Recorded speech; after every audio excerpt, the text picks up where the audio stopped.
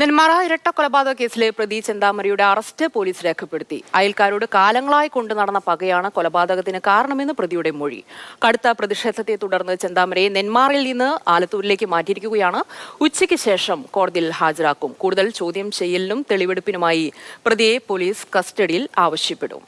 ബിനിൽ ചേരുന്നുണ്ട് കൂടുതൽ വിവരങ്ങളുമായി. ബിനിൽ, പോലീസിനെ സംബന്ധിച്ച് വലിയൊരു തലവേദന, അതുമാത്രമല്ല ഒരു അഭിമാന പ്രശ്നം കൂടിയായിരുന്നു. കാരണം പോലീസിന്റെ ഭാഗത്തു നിന്നുണ്ടായ ഒരു വീഴ്ച കൂടിയാണല്ലോ രണ്ടുപേരുടെ ജീവൻ എടുക്കുന്നതിലേക്ക് നയിച്ചത്. പക്ഷേ ഇനിയിപ്പോൾ പോലീസിന് മുന്നിലുള്ള വലിയൊരു കടമ്പ എന്ന് പറയുന്നത് ഈ പ്രതിയെ പുറത്തേക്ക് ഇറക്കുക. ഇപ്പോൾ തന്നെ നെന്മാറ സ്റ്റേഷനിൽ നിന്ന് ആലത്തൂരിലേക്ക് മാറ്റിയത് ഈ ജനരോഷം ഭയന്നാണ്. ഇനിയിപ്പോൾ വിശദമായി ഒരു മെഡിക്കൽ പരിശോധന വേണ്ടിവരും. അതിനായി ചിലപ്പോൾ ഈ പ്രതിയെ പുറത്തിറക്കേണ്ടി വരും. കോടതിയിൽ ഹാജരാക്കാനുണ്ട്. അപ്പോൾ തെളിവെടുപ്പ് മുന്നിലുണ്ട്. ഇതിനൊക്കെ പോലീസിനെ സംബന്ധിച്ച് ഈ ജനപ്രതിഷേധം അത് തന്നെയാണ് വലിയൊരു കടമ്പയായി മുന്നിലുള്ളത്. ബിനിൽ,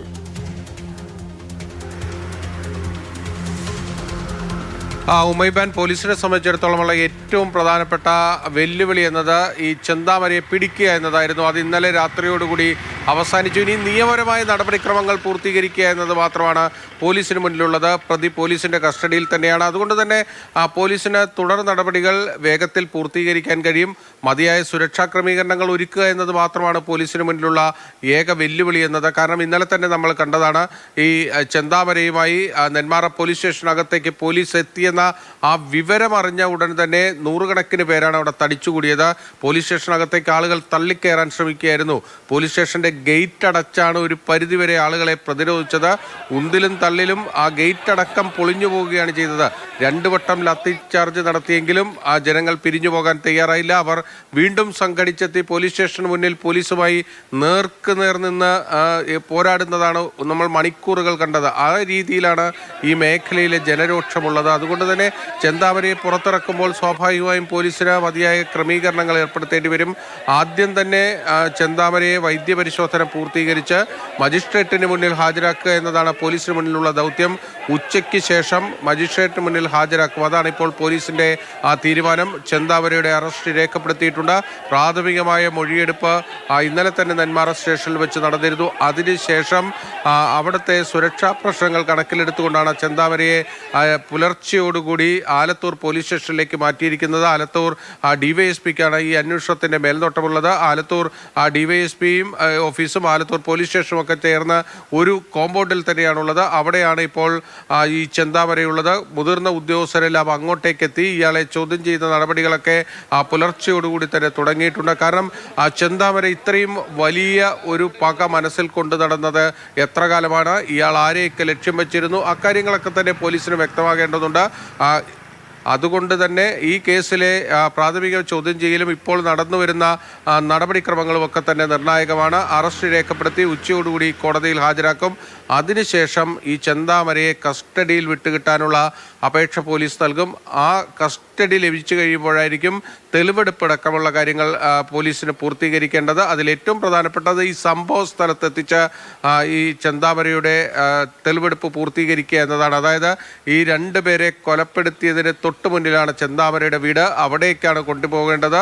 ആ സമയത്താണ് പോലീസിന് കുറച്ചുകൂടി ഒരു സുരക്ഷ ഉറപ്പാക്കേണ്ടി വരിക. കാരണം ആ പ്രദേശവാസികളെ സംബന്ധിച്ചിടത്തോളം അവർ വലിയ ഭീതിയിൽ തന്നെയായിരുന്നു. അതോടൊപ്പം തന്നെ അവർക്ക് പോലീസിനോടും അതോടൊപ്പം തന്നെ ഈ ചെന്താമരയോടും ഒക്കെ തന്നെ വലിയ എതിർപ്പ് അവരുടെ ഭാഗത്തു നിന്നുണ്ട്. അതുകൊണ്ട് തന്നെ തെളിവെടുപ്പ് സമയത്ത് പോലീസിന് കൂടുതൽ ജാഗ്രത പാലിക്കേണ്ടി വരും. പക്ഷേ പോലീസിനെ സംബന്ധിച്ചിടത്തോളം ഈ അറസ്റ്റ് തന്നെയാണ് ഏറ്റവും പ്രധാനം. അത് അവർക്ക് പൂർത്തീകരിക്കാൻ കഴിഞ്ഞു.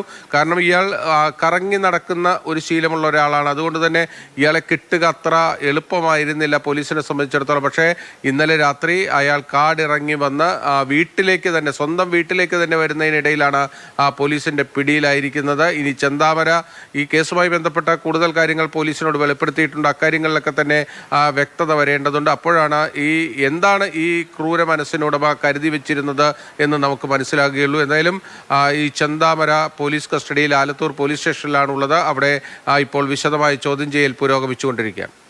ബിനിൽ ഒന്ന് ആലോചിച്ച് നോക്കൂ, 36 മണിക്കൂറാണ് ഈ ഒരു പ്രതിക്ക് വേണ്ടി നാടെമ്പാടും പോലീസ് തിരഞ്ഞത്. തിരുവമ്പാടിയിലേക്ക്, കോഴിക്കോട്ട് വരെ അവിടെയൊക്കെ പ്രതിയെ കണ്ടു എന്നുള്ള ചില വിവരങ്ങൾ ലഭിച്ചതിനെ തുടർന്ന് അങ്ങോട്ടും അന്വേഷണം നീണ്ടു. പക്ഷേ ഈ വീടിന്റെ തൊട്ടടുത്ത് ആ പോത്തുണ്ടി വനമേഖലയിൽ തന്നെ പ്രതി ഉണ്ടായിരുന്നു. വിശപ്പിന്റെ വിളി വന്നതുകൊണ്ട് മാത്രമാണ് വീട്ടിലേക്ക് മടങ്ങിപ്പോകാനുള്ള തീരുമാനം ഉണ്ടാകുന്നതും പോലീസിന്റെ കണ്ണിൽ പെടുന്നതും ഇപ്പോൾ കസ്റ്റഡിയിലാകുന്നതും. എന്നിട്ടും നോക്കൂ, ഒരു കൂസലുമില്ല. 3 കൊലപാതകങ്ങൾ, ഒരു കുടുംബത്തിലെ 2 പെൺമക്കളെ അനാഥരാക്കിക്കൊണ്ടുള്ള അതിക്രൂരമായിട്ടുള്ള 3 കൊലപാതകങ്ങൾ ചെയ്ത പ്രതി ഇനിയും തനിക്ക് കൊല്ലാനുള്ള ലിസ്റ്റ് പറയുകയാണ് പോലീസിനോട്. അതിനെ സംബന്ധിച്ച് എന്താണ് പോലീസ് അവസാനമായിട്ട് നൽകുന്ന വിവരം? ഇനിയും 3 പേര് തീർക്കാനുണ്ട് എന്നാണോ, അതോ 2 പേരാണോ? എന്താണ് പ്രാഥമികമായിട്ട് പോലീസിന് ലഭിച്ചിരിക്കുന്ന വിവരം? ഉമൈബാൻ തൻ്റെ കുടുംബം തകർന്നതുമായി ബന്ധപ്പെട്ട് പല സംശയങ്ങളും ഇയാൾക്കുണ്ട്. ആ സംശയങ്ങൾ ഇയാളുടെ മനസ്സിൽ രൂപപ്പെടുത്തിയത് ആരാണ് എന്നതടക്കമുള്ള കാര്യങ്ങൾ പോലീസിന് കണ്ടെത്തേണ്ടതുണ്ട്. എന്തായാലും തൻ്റെ തൊട്ടയൽവാസികൾ തൻ്റെ ഭാര്യ പിണങ്ങിപ്പോകാൻ ഒരു കാരണക്കാരായി എന്നാണ് ഇയാൾ വിശ്വസിക്കുന്നത്. അതിൻ്റെ ഭാഗമായിട്ടാണ് ഇയാൾ ആദ്യ കൊലപാതകം നടത്തുന്നത്. പിന്നീട് ആ കൊലപാതകം നടത്തി ജയിലിൽ പോയി ഏറെക്കാലം ജയിലിൽ കിടന്ന് ജാമ്യത്തിൽ പുറത്തിറങ്ങിയ ശേഷവും ആ പക മനസ്സിൽ സൂക്ഷിച്ചു വെച്ചുകൊണ്ട് താൻ ആരെയാണോ കൊലപ്പെടുത്തിയത് ആ വ്യക്തിയുടെ ഭർത്താവിനെയും അമ്മയെയും ആണ് വീണ്ടും കൊലപ്പെടുത്തിയത്. അതിലും ഇയാളുടെ പക ഒടുങ്ങുന്നില്ല എന്നതാണ്. അതിനുശേഷം വീണ്ടും പലരെയും ഇയാൾ ലക്ഷ്യം വെച്ച് നടന്നിരുന്നു. കാരണം ഇയാളുടെ ഭീഷണിയുള്ള 2 സ്ത്രീകൾ ഈ പൊത്തുണ്ടിയിൽ തന്നെയുണ്ട്, ഇയാളുടെ വീടിന് തൊട്ടടുത്ത് തന്നെയുണ്ട്. അവരെല്ലാം തന്നെ വലിയ ഭയപ്പാടിലായിരുന്നു ഇയാളെ പിടികൂടുന്നത് വരെ. എന്തായാലും ആ നാടിനൊരു ആശ്വാസമാണ്. കാരണം ഇയാൾ പോലീസ് കസ്റ്റഡിയിലേക്ക് പോയല്ലോ എന്നത്. മുൻകാലങ്ങളിലേതുപോലെ ഇയാൾക്ക് ജാമ്യത്തിൽ ഇറങ്ങി ഇനി ഇതുപോലെ ഈ നാട്ടിൽ വന്ന് വിലസാൻ കഴിയാനുള്ള സാധ്യതകളെ ഇല്ല. കാരണം ഈ ഒരു കേസിൽ ജാമ്യത്തിലിറങ്ങി ഇത്തരത്തിലൊരു പക മനസ്സിൽ കൊണ്ടു നടന്ന് വീണ്ടും കൊലപാതകം നടത്തിയ ഒരു വ്യക്തിക്ക് കോടതി ജാമ്യം ഇനി അനുവദിക്കില്ല. സ്വാഭാവികമായും ഈ കേസിന്റെ വിചാരണ നടപടികൾ വേഗത്തിലാകും. ആദ്യ കേസിന്റെ വിചാരണ ഇതുവരെ പൂർത്തീകരിച്ചിട്ടില്ല. അതുകൊണ്ട് ആ വിചാരണയിലേക്ക് ബന്ധപ്പെട്ട കോടതിക്ക് പോകേണ്ടി വരും. ഒപ്പം ഈ ഇരട്ട കൊലപാതകത്തിന്റെ വിചാരണയും നടക്കും. അതുകൊണ്ട് തന്നെ ഇനി ജയിലിന് പുറത്തേക്ക് ചെന്താമര വരുമെന്ന് നമ്മൾ പ്രതീക്ഷിക്കേണ്ടതില്ല. കാരണം അത്രയും ശക്തമാണ് നമ്മുടെ നിയമ സംവിധാനം.